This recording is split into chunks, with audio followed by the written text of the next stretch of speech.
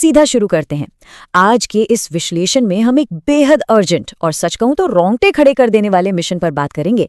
ये मिशन हमें ले जाता है श्रीलंका के एकदम घने, सीक्रेट और जोंकों यानी लीचेस से भरे वर्षावनों की गहराइयों में।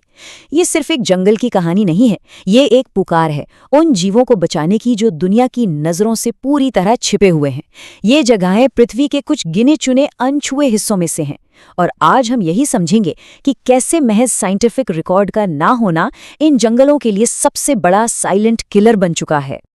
अब स्क्रीन पर दिख रहा ये नंबर 40 कोई मामूली नंबर नहीं है। जरा सोचिए, ये उन अनजान जानवरों की प्रजातियों की गिनती है जिन्हें सिर्फ और सिर्फ पिछले 5 सालों में इसी जंगल में खोजा गया है। इनमें कई तरह के सांप, मकड़ियां, बिच्छू और ऐसे अजीबोगरीब कीड़े शामिल हैं जिनके बारे में विज्ञान को अब तक हवा भी नहीं थी। और सबसे शॉकिंग बात, ये सारी प्रजातियां बस इस बात का इंतजार कर रही हैं कि कोई इन्हें विलुप्त होने से, हमेशा के लिए गायब होने से बचा ले। और यही वो खौफनाक सच्चाई है जिसे हम साइलेंट एक्सटिंक्शन यानी खामोश विलुप्ति कहते हैं।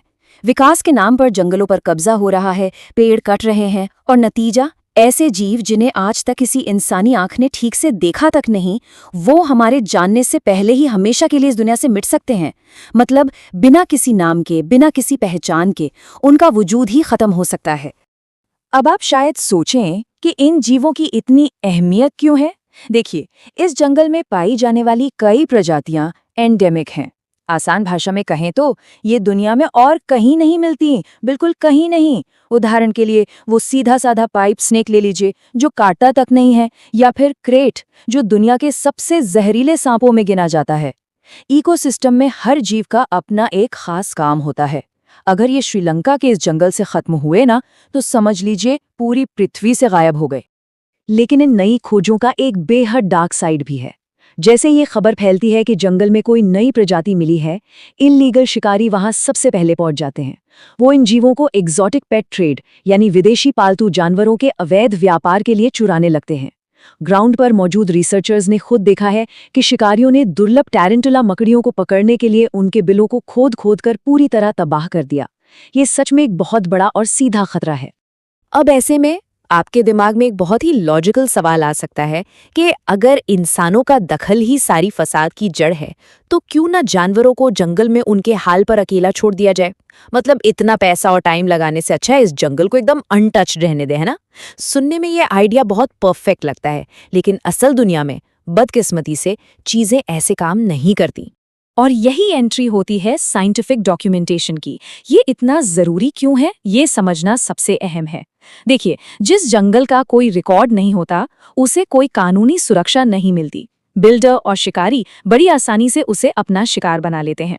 लेकिन अगर जीवों का एक प्रॉपर वैज्ञानिक रिकॉर्ड मौजूद हो, तो दुनिया भर के एनजीओ वहां आते हैं, रिसर्च टूरिज्म बढ़ता है और सबसे बड़ी बात, सरकार पर भारी दबाव बनता है कि वो इस जंगल को नेशनल रिजर्व घोषित करे।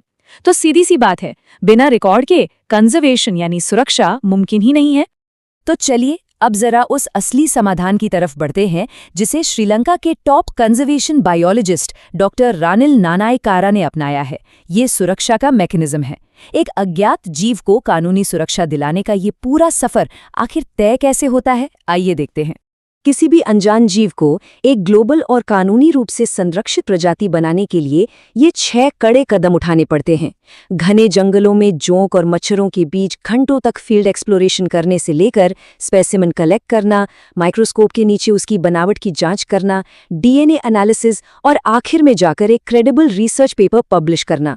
ये सच में एक बहुत ही लंबा, थका देने वाला और पेचीदा प्रोसेस है। वैसे यहाँ डॉक्टर रानिल की टीम के बारे में एक बहुत ही दिलचस्प और सच कहूँ तो दिल छू लेने वाली बात है। दुनिया भर में अक्सर वैज्ञानिक रिसर्च के लिए जानवरों को मार देते हैं, लेकिन डॉक्टर रानिल की टीम ऐसा बिल्कुल नहीं करती। वो जिंदा जीवों को रखते हैं और उनकी डिसेक्शन या गहराई से जांच तब तक शुरू नहीं होती जब तक कि वो जीव अपनी नेचुरल डेथ यानी स्वाभाविक मौत नहीं मर जाते। ये जो नो किल और एथिकल अप्रोच है ना, ये वाकई हर बायोलॉजिस्ट के लिए एक बहुत बड़ी मिसाल है। अगर हम डॉक्टर रानिल की संस्था बेर के अब तक के सफर को देखें तो उन्होंने कमाल का काम किया है। 2009 से 2019 के बीच ही उन्होंने 68 नई प्रजातियां खोजी और श्रीलंका में मकड़ियों पर पहली किताब भी पब्लिश की। लेकिन इस शानदार ट्रैक रिकॉर्ड के बावजूद एक बहुत ही कड़वी सच्चाई ये है कि पोस्ट कोविड उनकी फंडिंग लगभग पूरी तरह से क्रैश कर गई है।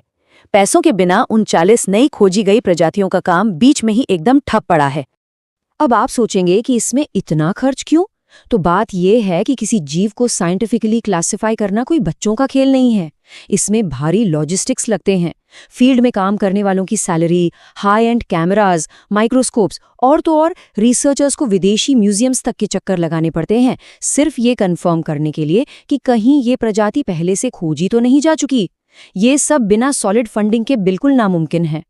और खर्चे का अंदाजा आप इसी बात से लगा सकते हैं कि सिर्फ एक प्रजाति के लिए 3 से 4 हजार डॉलर्स तक लग जाते हैं। जी हाँ, 3,000 से 4,000 डॉलर्स।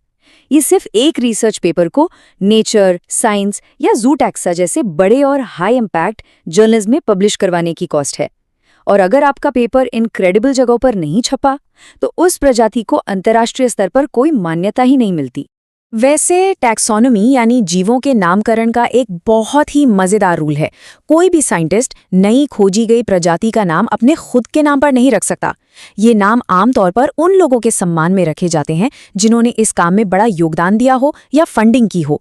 उदाहरण के लिए हाल ही में खोजी गई एक नई टैरेंटुला मकड़ी का नाम पोइजिलोथेरा रेथी रखा जा रहा है। ये दरअसल उस डोनर को एक ट्रिब्यूट है जिसकी फंडिंग की वजह से इस मकड़ी का साइंटिफिक डॉक्यूमेंटेशन पूरा हो पाया। और हाँ, ये सारा पैसा सिर्फ लैब की 4 दीवारों के अंदर ही खर्च नहीं होता। इससे कम्युनिटी डिफेंस का एक बहुत ही सॉलिड सिस्टम तैयार होता है। जंगल के आसपास रहने वाले गांव वालों को इन जीवों की पहचान करना सिखाया जाता है। उन्हें बतौर फॉरेस्ट रेंजर नौकरी मिलती है, मतलब वो शिकारियों के खिलाफ सुरक्षा की फर्स्ट लाइन ऑफ डिफेंस बन जाते हैं। तो बेसिकली इस फंडिंग का सीधा और पॉजिटिव असर लोकल कम्युनिटी पर भी पड़ता है। ये सब देखकर एक बात तो साफ है कि जमीनी स्तर पर बदलाव लाना पूरी तरह से मुमकिन है। जब इन जरूरी वैज्ञानिक रिकॉर्ड्स के लिए कोई भी अपना योगदान देता है, तो वो सीधे तौर पर उन बेजुबान जीवों के घर को, उनके हैबिटेट को कानूनी सुरक्षा दिलाने का एक कैटलिस्ट बन जाता है। एक छोटा सा मिलकर किया गया प्रयास भी ग्राउंड लेवल पर कितना बड़ा और सस्टेनेबल बदलाव ला सकता है, ये उसका जीता जागता सबूत है। तो आखिर में ये पूरा विश्लेषण हमें एक बहुत ही गहरे सवाल के साथ छोड़ जाता है। क्या ये छिपी हुई अद्भुत प्रजातियां दुनिया को अपना नाम बताने से पहले ही हमेशा के लिए गायब हो जाएंगी? ये हमारी और आपकी एक कलेक्टिव जिम्मेदारी है कि श्रीलंका के इन कीमती वर्षावनों को इस खामोशी से खत्म होने से रोका जाए। अगर हम सब थोड़ा सा सपोर्ट और अवेयरनेस दिखाएं, तो यकीनन इन जंगलों की खामोशी को हमेशा के लिए टूटने से बचाया जा सकता है।